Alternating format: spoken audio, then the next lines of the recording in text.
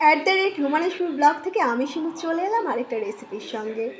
আজকে দেখাবো কিভাবে লাউ বিচি দিয়ে খুব টেস্টি একটা ভর্তা করা যায়।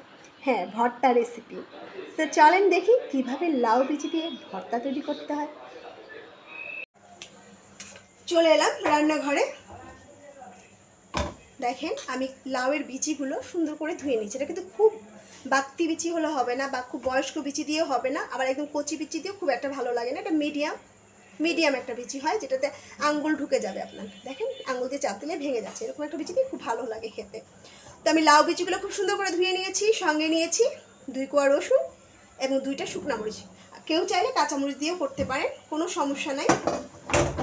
আর স্পাইসি বা ঝালটা হচ্ছে আপনার নিজের পছন্দের উপর, আপনি কতটুকু ঝাল খেতে চাচ্ছেন। তো নিয়ে নিচ্ছি একটা পাত্র, যেটা আমি সেদ্ধ করব। দিয়ে দিলাম সবগুলো বিচি। এবার রসুনগুলোকে আমি কেটে নেব। আমি রসুনগুলোকে একটু ছোটো ছোটো করে নেব, যেন বাটতে সুবিধে হয়। আমি সব কিছু সেদ্ধ করে পাটায় বাটবো বা ব্লেন্ডারে বাটবো, বেটে নেব। তো যাই হোক, আমি দেখেন একটু ছোটো ছোটো করে নিচ্ছি।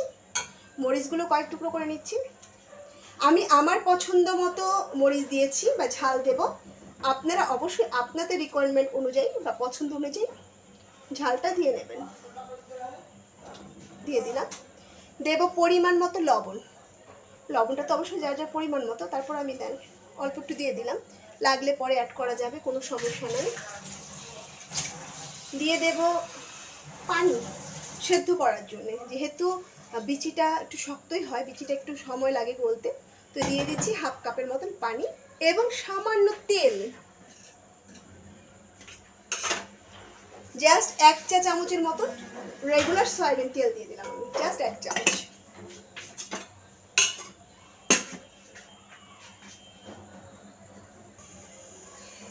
আমি চুলায় বসিয়ে দিয়েছি এবং একটা ঢাকনা দিয়ে ঢেকে এটাকে পুরোপুরি সেদ্ধ করে নেব।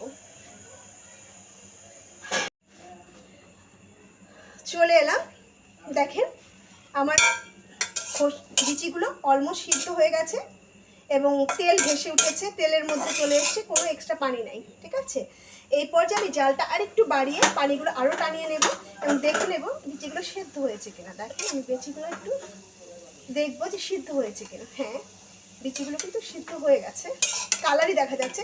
বিচিগুলো সিদ্ধ হয়ে গেলে এরকম ট্রান্সপারেন্ট কালারে চলে আসবে। হ্যাঁ, এই দেখেন বিচিগুলো নিয়ে আমি যখন চাপ দিচ্ছি, এটা সিদ্ধ হয়ে গেছে। তারপর আমি এটাকে তেলের মধ্যে ভাজা ভাজা করবো। যেহেতু আমি এক চামচ তেল দিয়েছিলাম এটার সঙ্গে, পানিটা শুকিয়ে যখন তেলের উপর চলে আসবে, আমি একটু ভাজা ভাজা করে নেব, সবগুলোকে একটু ভাজা ভাজা করে নেব। আমি জালটা একটু বাড়িয়ে নিচ্ছি, দেখেন ভাজা ভাজা করে নিচ্ছি।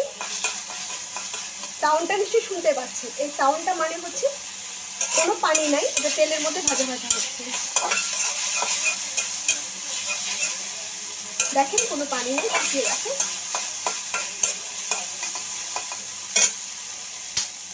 আমার মিশ্রণটা রেডি ভর্তার জন্য। এবার আমি একটা পাটা, শিলনোড়া বা পাটা পিটায় বেটে নেব, অথবা ব্লেন্ডারে ব্লেন্ড করে নেব ঠান্ডা হওয়ার পর।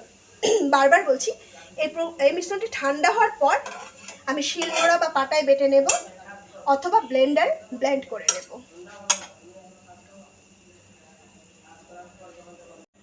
দেখেন তৈরি হয়ে গেল অসম্ভব টেস্টি মজার একটি ভর্তা, লাউ বিচির ভর্তা। দেখতেই পাচ্ছেন কালারটা কি সুন্দর হয়েছে দেখতে, খেতেও কিন্তু সেই রকম হয়। তো একবার বাসায় অবশ্যই ট্রাই করবেন।